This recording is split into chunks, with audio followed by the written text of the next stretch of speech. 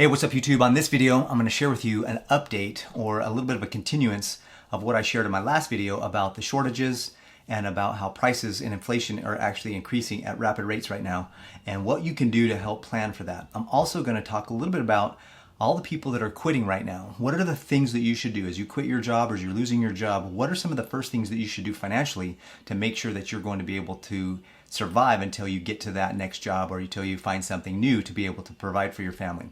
So let's get started. My name is Paris Clough and this is Financial Self-Reliance. On this channel we talk about the mindsets and the skill sets of the wealthy so that you can learn how to manage, protect, and grow your assets. If that sounds like the kind of channel and the kind of community you want to be a part of, go ahead and smash the like button, hit subscribe, and follow along so that you don't miss any of the content that I produce. All right, we're going to do a little bit of a cornucopia of things in this particular video. I'm going to talk about an update to my last video, which I'll link in the description below, and it's the one where I talk about shortages and collapses. And so this particular video, I'm going to talk about a follow-up letter that I found on the internet that talks a lot about that, and that is with this Augason Farms.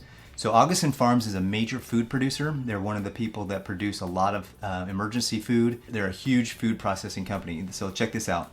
The lasting effect of COVID-19 is translated to global raw material shortages and caused substantial delays in our procurement and production processes. Regrettably, BCG cannot fulfill your orders on time. Therefore, this letter communicates our decision to suspend business for the next 90 days, effective immediately. During these 90 days, we will secure, stockpile raw materials and take measures to accelerate our round-the-clock production output. We will also review our product assortment to make sure we focus on relevant, top-selling SKUs. We are confident that this reset period will help us better serve you with on-time, complete shipments in the future. I sincerely appreciate your business and look forward to reinstating our partnership in the early January 2022. Now, I don't know who this was sent to. It was clearly sent to just a random valued customer. But I have had some friends that work with the emergency preparedness industry, and they all confirmed that this is accurate. So my recommendation is if food stores like this, if food producers like this are saying 90 days before they can actually really get back on track, and that they're looking at January of 2022 before they're going to have their things, their partnerships reinstated, my recommendation is get a 90-day supply of food as fast as possible. I talked a little bit about how to do that in my last video. Again, it's linked in the description below. But I want to talk about now is inflation. This is an article from the Epoch Times, and here it says, prices are continuing to surge. Here's what's becoming the most expensive. I'll put a link in the description to this article for you to read on your own.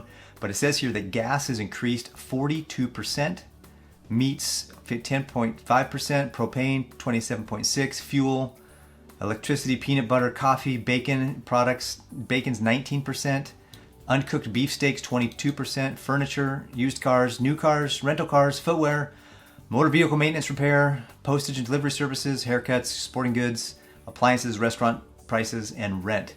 So as you can see that most things are going up right now. They're saying that the average is a 5.4, maybe 5.5% inflation right now. And people are arguing and saying, well, the increase in income is going up by 4.6%. Well, if prices of goods are going, and that's nice, it's thank you very much for increasing our income by 4.6%, but inflation is at 5.5 or right around there.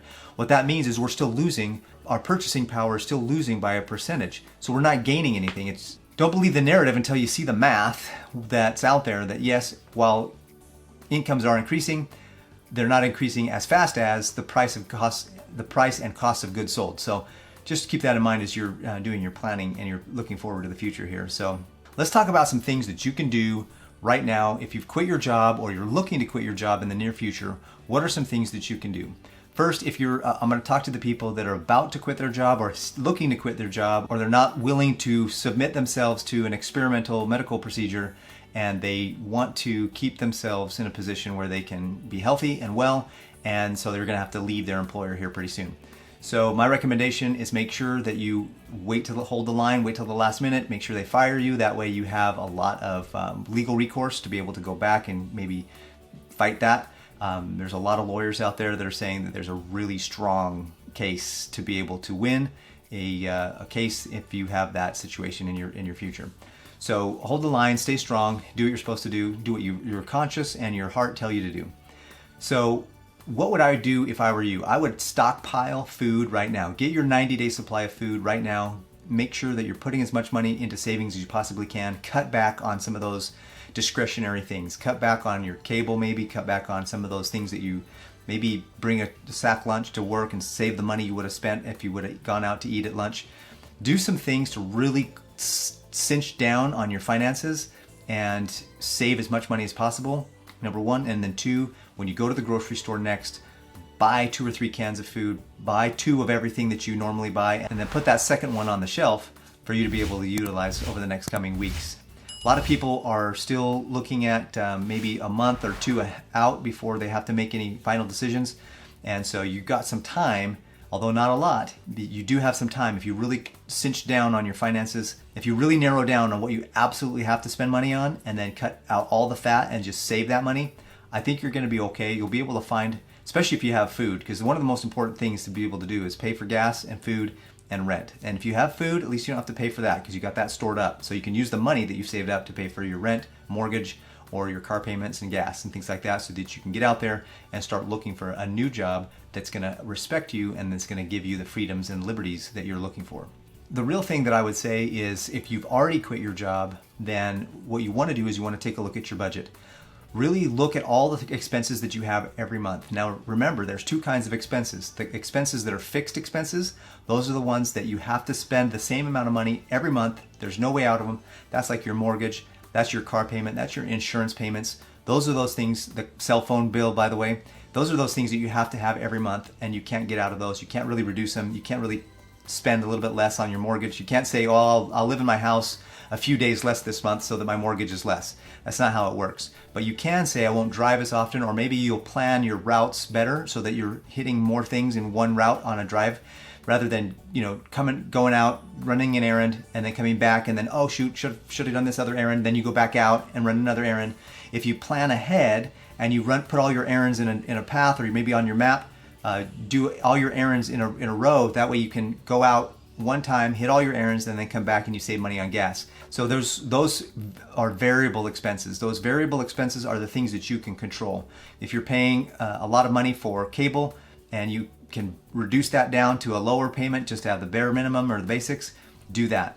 Whatever you have, look at all of your bills and see what you can cut or what you can reduce so that you can start putting aside money for the next month or 2. And also, if you've quit your job already, then what you're going to want to do is you're going to want to bring those costs down as much as possible until you can find something that's going to actually replace your income that you had or give you the income that you need to be able to focus in on your expenses. Now, many years ago, I lost my business and I completely was upside down, lost my house, lost my car, had it repossessed, foreclosed, everything. I lost everything. I went from significant income to barely making anything because of the way the economy hit my business in 2008 and 9. And one of the first things that I did was I went through all of my expenses, all of my bills, and I made sure that I was aware of the ones that I had to keep, and I got rid of the ones that I didn't have to keep, or I reduced them to the point where I had the bare minimum of everything. And that way I knew exactly how much money I needed to make every month, and I could run out and I could hustle and make that much money that month. So I was able to get really clear on how much money I had going out every month, and I really cut it back, and I cut it back a lot because I didn't have any money and I had to cut it back. I had to let go of things that I didn't want to let go of. I had to let my car go, and I had a Lexus and it was a really nice car and I had to let that go, but the payment of $650 a month wasn't going to cut it. So I went out and got myself a less expensive car that I could just pay for or have a very minimal payment and get around and use that for my transportation until I could increase my income. I crammed my family into a very small 2-bedroom apartment, and we lived the way we could for as long as we could. And then I slowly rebuilt my business, or I rebuilt my income back to the point where I'm today, where I have a very significant income and I'm self-employed and I'm self-reliant and I have a lot of money in savings, and so really I can weather a lot of storms. So I just share that with you to let you know that if you stay true and faithful to your belief system and what you want to have in your life, and you build a business based on that, or you build an income based on that, you'll be okay. And then build from there. And then once you have a foundation of what you absolutely need to spend money on, and you increase your income, then you can add things in as you increase your income, always making sure that you're not adding things in that are more than the income that you're making. Now, a lot of times we get comfortable in our jobs, we get comfortable in our careers, and we cruise along thinking everything's going to be great. It'll always be this way. I'll be able to buy that car or boat or house, and I'll just pay for it with future money. Too often we over leverage ourselves and we spend our future money today way too liberally. And this is a time in our economy right now where Augason Farms mentioned that they're going to have a reset. We're seeing a global reset. We're hearing things in the news about economic resets. Why don't you have an individual reset as well? Get yourself to a position where you can finally be self-reliant. You're not having to worry about an employer. You're not having to worry about other people supporting you or 2 or 3 incomes to be able to survive. Have your own reset and get self-reliant. Get yourself back to a point where, you know what, no matter what happens, I'm going to build a more sustainable, more foundationally solid financial future. And I have a great program that can help you start that resetting process. It's my 30-day challenge.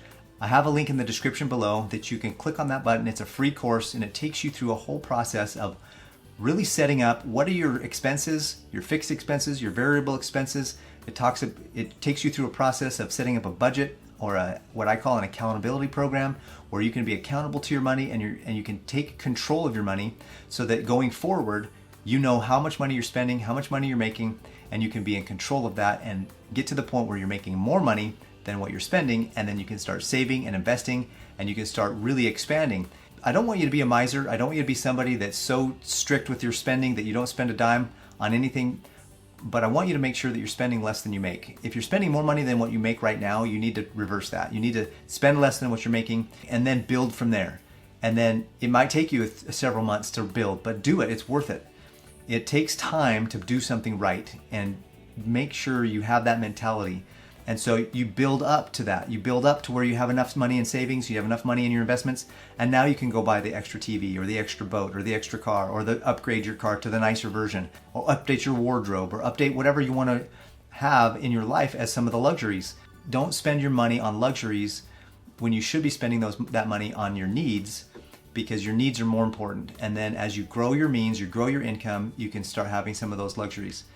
So if you've lost your job or you're about to lose your job, take time right now, as fast as possible, after you watch this video, of course, finish the video, and then take time to look at your budget, look at your bills, figure out how much money you're spending every month, how much money you're making every month. And if you're losing your job or you've lost your job, then maybe you're not making any money right now. So for sure, look at your expenses, cut those back as much as possible. Call your bills on the phone and say, look, do you have a lower plan? Do you have a less plan? Do you have money do you have a program for people that are out of work to help subsidize some of this? And you might be surprised how much help you might be able to get, or what assistance you might be able to find that's out there and available to you. So make those calls, do the work, it'll be worth it. And then as you start to go out and find a better job or a new job, or you start a new business or a side hustle, because this might be your opportunity to start that side hustle you've always wanted, and you know exactly how much money you need to make every month, and then you can shoot that as your goal as you start to build a new business and build a new lifestyle, and then you can build from there. I hope this video helps to give you some hope. When you have a plan of what to do and you know what to do, that usually gives people hope that things can turn out and things will work out. And so I hope this video gives you a plan that you know that you can do some things right now to be prepared and be ready. And in being prepared and being ready, that will reduce the fears and anxieties and stresses of life, and will put you in a place where you can become more self-reliant and more full of faith and hope for the brighter future. I'm grateful that you took time to watch this video. I hope you have a great day, and I look forward to seeing you on the next one.